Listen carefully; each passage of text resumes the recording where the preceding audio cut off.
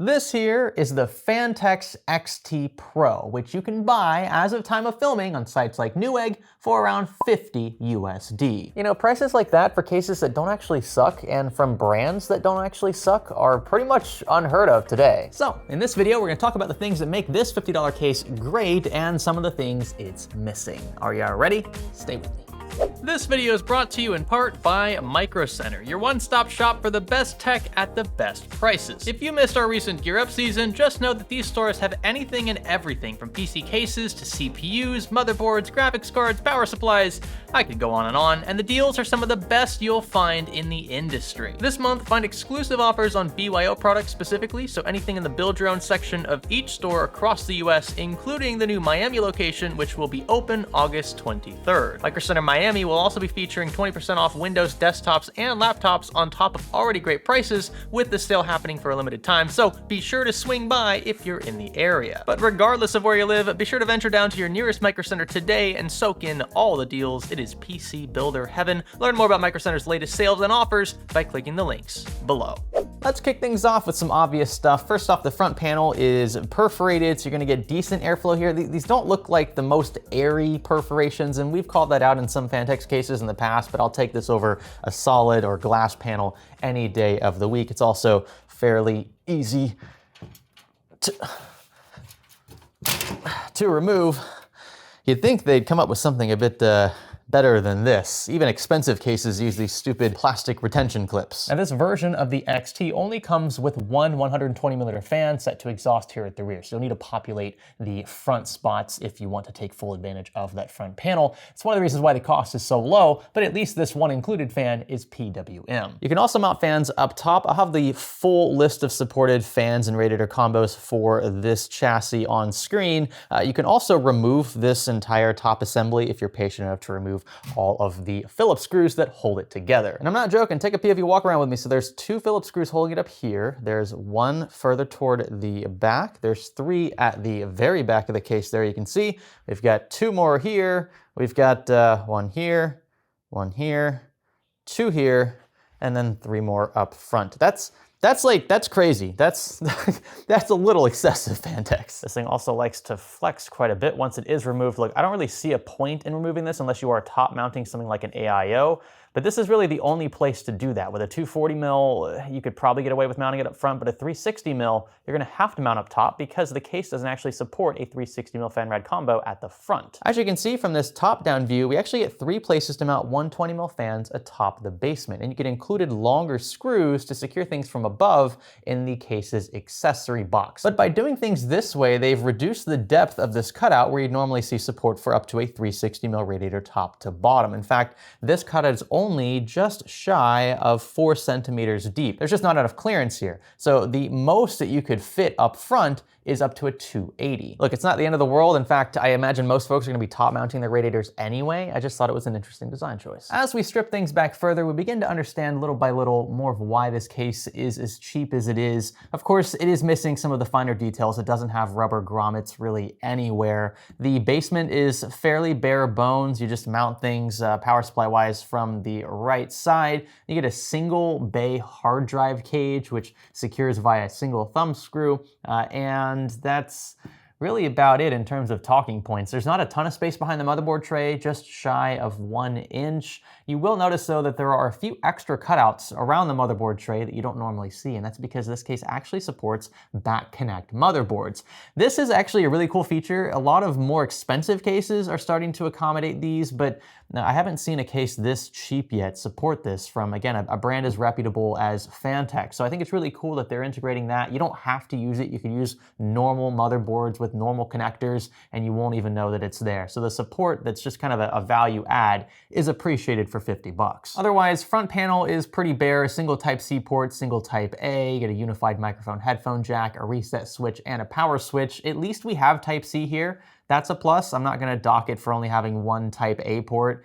You could probably just take advantage of what you have at the back of your motherboard. The money that you saved in the case could probably go toward a more expensive motherboard if you need additional connectivity. The mid-tower stands on 4 conventional feet about 1 inch above the tabletop, so pretty standard stuff there. You can turn your power supply fan side down when installing and have no problems at all. It does include a removable power supply dust filter, which is cool, and you get a larger one up top if you're mounting fans or a radiator. But in case you're wondering, the front panel does not include a dust filter. The mesh itself sort of kind of acts like one, and I'm actually okay with that. I usually take my filters personally out of my front panels that look like this for airflow reasons. Usually if you have 2 different mesh panels stacked against each other, they can cover some of the outer holes and prevent air from moving in freely. So that's just what I do. I'm okay with a little more dust for the sake of keeping my temps down. By the way, you've probably noticed this larger cutout that runs down the entire length of the basement. I don't really know what purpose it serves. I think maybe in some other iterations of this case it has a use, but there's no real way to install a hard disk drive from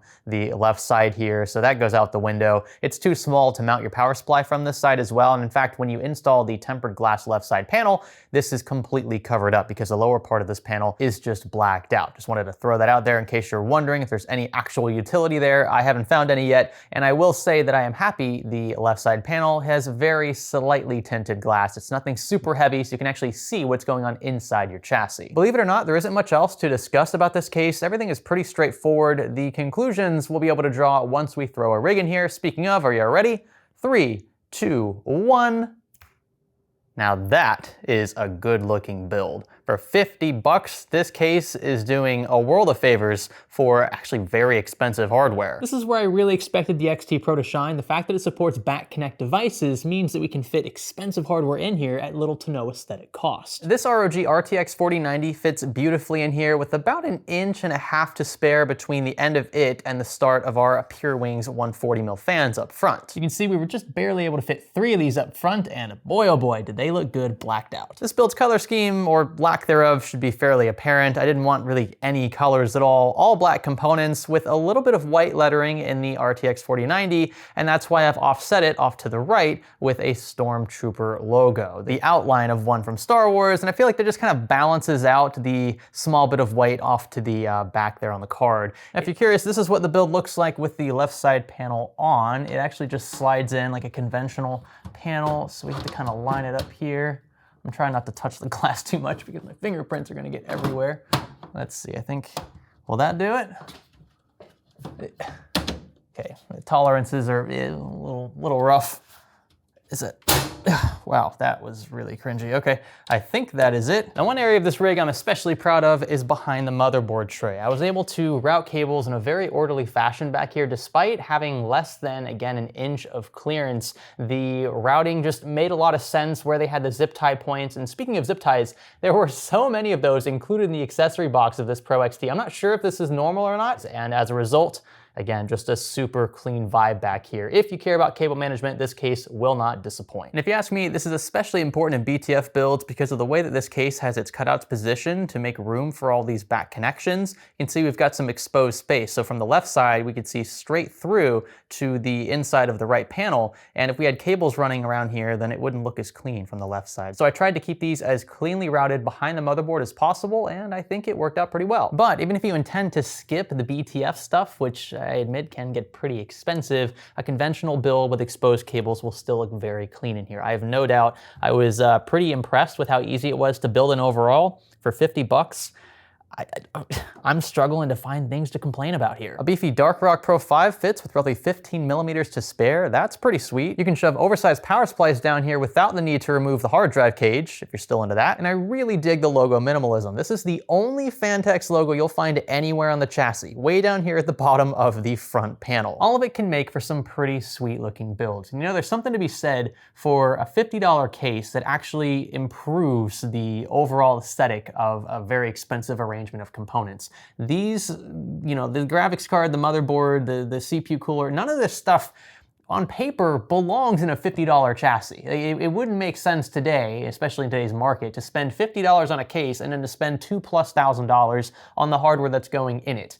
Some might disagree, but by and large, the case tends to scale up with the remainder of the budget. But here, you could spend 50 or 60 bucks, get yourself a really good looking chassis that's great for airflow, that supports plenty of hardware, and spend like crazy on the rest of it. I mean, you could take the $50 saved buying this chassis, put it toward a better graphics card, a better CPU cooler, a better motherboard, a better power supply, a better anything, and it still looks good at the end of the day. That's why I love the Phanteks XT Pro so much. I didn't think I would when I bought this. It was kind of hard for me to even believe that a case could sell this cheap and Phanteks still make money on it. So out of sheer curiosity, I had to at least buy it. But then when I started looking at the internals before I filmed this video, I was like, I don't do a lot of case reviews anymore, but this one definitely deserves one. It's so difficult to critique for its price. Just toss in some fans and you're good to go. I mean, if you toss in let's say a 3-pack for 20 or 30 bucks, that puts you somewhere around $70, $80. I would still put this head to head with any $80 case with the right triple pack of fans. It has things like captive thumb screws, it has dust filters, it has enough cable management headroom behind the motherboard tray, it has enough airflow, it really doesn't have enough fans, but that's okay, that's baked into the price up front. I really can't come up with anything else to really lay into this case with. And while it is frustrating, I also think it's a testament to how well Phanteks have designed this. If you want to save a few bucks, buy a case like this that looks really good, that's pretty much uncompromising in every other real way, and then allocate that money somewhere else, somewhere more vital perhaps in your build, this is one to consider. And again, it's going to be linked below in the video description if you want to check it out. Thank you so much for watching. Be sure to leave feedback in the comment section below, click the like button, subscribe, and I'll catch you in the next one. My name is Greg. Thanks for learning with me.